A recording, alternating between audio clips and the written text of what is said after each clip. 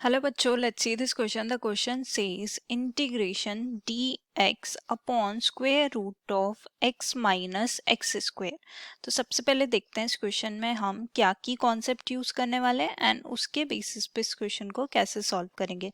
तो integration dx upon square root of X square minus A square हमारे पास क्या होता है, that is sine inverse x upon a plus c.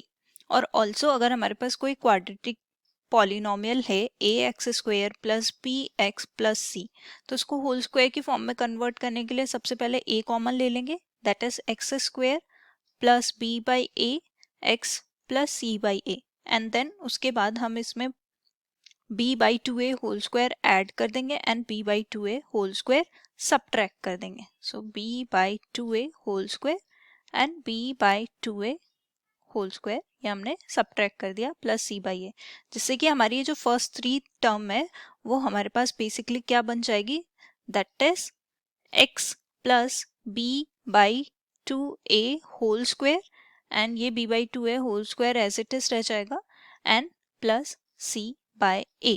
अब जो हमारे क्वेश्चन में गिवन है उसे आई से डिनोट कर देते हैं. I is equal to integration T X upon square root of X minus X square. अब यहाँ पे देखो, इसको सिंप्लीफाई करेंगे x माइनस एक्स स्क्वायर को.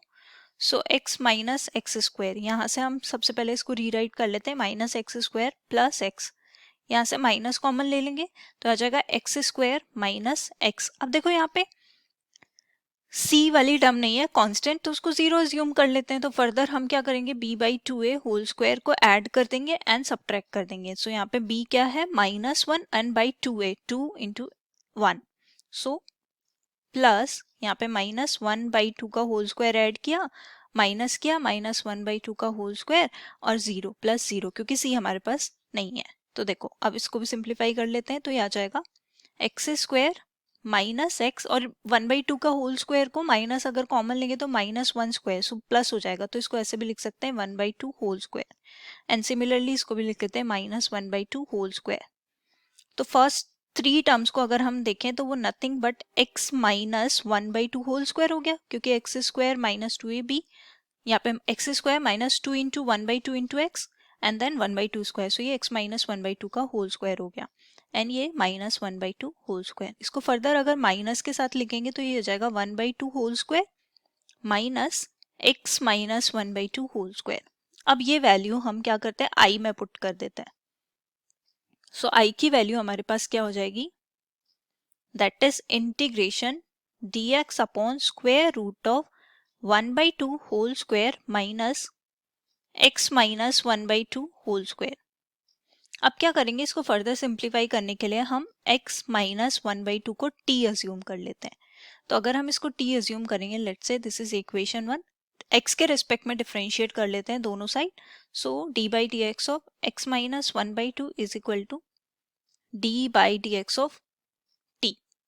तो देखो यहाँ पे ये क्या हो जाएगा, x minus one by two, तो इसका x का करेंगे तो वन, वन बाई टू का करेंगे तो जीरो, और ये हो जाएगा d t by d x. D x को इधर ले आते हैं तो ये आ जाएगा d x is equal to d T.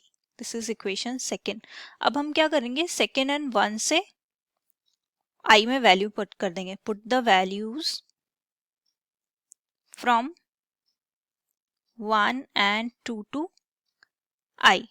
अब आई में अगर हम वैल्यू पुट करेंगे तो आई हमारे पास क्या हो जाएगा, दैट इज इंटीग्रेशन dx की जगह dt पुट कर देंगे, square root of one by two whole square as it is, और यहाँ पे आ जाएगा माइनस टी स्क्वायर. अब ये हमारे पास फॉर्मूले से डायरेक्टली आंसर आ जाएगा, sine inverse t upon one by two and plus C. Two को ऊपर ले जाता है तो हो जाएगा sine inverse two T plus C. अब t की वैल्यू पुट कर देते हैं, तो t की वैल्यू हमने क्या अज्यूम करी थी, that is x minus one by two. तो यहाँ से वैल्यू पुट कर देते हैं x minus one by two plus C. अब फर्दर मल्टीप्लाई भी कर लेते हैं, तो ये आ जाएगा sine inverse two x minus one plus c, और यहाँ पे लिख देते हैं क्योंकि हमने इक्वेशन वन से t की वैल्यू पुट करी थी, so from one. So this is our final answer. Hope you understood it well. Best of luck. Thank you.